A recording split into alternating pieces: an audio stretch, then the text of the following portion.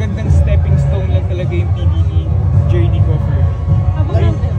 Minsan gulat ka ba sa, sa paglabas mo na ang daming nakakilala sa'yo? Oo naman, sobrang nagulat ako, na-overwhelm ako. Kaya parang ngayon sobrang thankful ako at gusto ko bigyan ng time yung mga fans na sumuporta sa akin. Kasi di biro yung napagdaanan nila. Yung sinuportahan nila ako nung simula hanggang dulo. Ano first mo ba meron kayong parang meron kayong idea na gano'n kayo kasal sa labas? Lakas ka pa, lalong nilalakas ha. Na gano'n kayo kasal sa labas? Wala po kami idea. Sobrang unexpected po para sa amin at nakakagulat. Hindi ko lang po sa ibang ex-housemates, pero based sa personal na experience ko, nagulat po talaga ako kung gaano kalaking impact po yung nangyayari sa loob, na parang minsan hindi nagtatranslate kung ano yung nangyayari sa loob, sa labas. Iba ang impression. Oo, iba yung impression. Kaya ngayon question ko, nung first few days mo doon medyo ang daming naangasan. Iba yung personality po mo, parang nag-catch up ka ba? Nakita mo yung mga bashing sa'yo? Oo, nabasa ko po yung mga nakita ko po. Pero paano ka nag-react ng time na yan? Wala po, para sa akin po, din siya, parang lesson siya for me. At for me, parang kasama din yun sa PBB journey ko.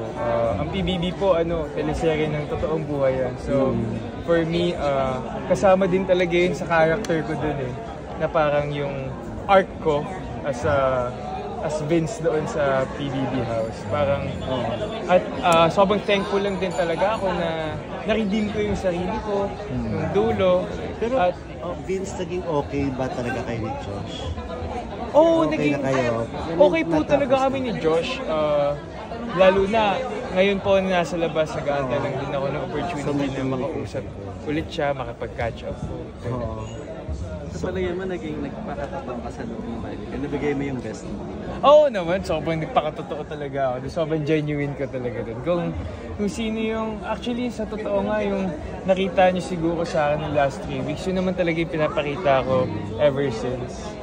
Kaya parang, siguro kasama din talaga yun sa PBB na mga episodes na hindi masyado pinapakita yung personality ko para meron silang ipapakita sa dulo kapag gusto kong i-apply dito sa outside. Do you wish you could have stayed longer? Feeling ko, oo naman. Pero feeling ko lahat naman ng ex-housemates, parang yun yung wini-wish na nakapag-stay sila na mas matagal. Para sa akin, hindi naman sa parang wala akong may pagkukulang akong napakita doon or may gusto pa akong ipakita. Pero siguro halos lahat naman ng ex-housemates gusto maging big winner at may experience yung full journey ng PBB. Vince, marami tigas na lang. Dokit. Marami naging gay fans daw pagkakas. Anong feeling mo? Kasi parang laban din kayo sa aware ba kayo na may mga ganong eksena sa labas? Wala po akong idea tungkol doon. Meron nga ako naalala na parang merong nang-bash sa akin na homophobic ako. Kaya sobrang nasaktan ako noon na tawag akong homophobic kasi halos mga co-work ko, manager ko, gay, hindi straight. So para sa akin, sobrang, alam mo yun, mahal na mahal ko yung mga tao.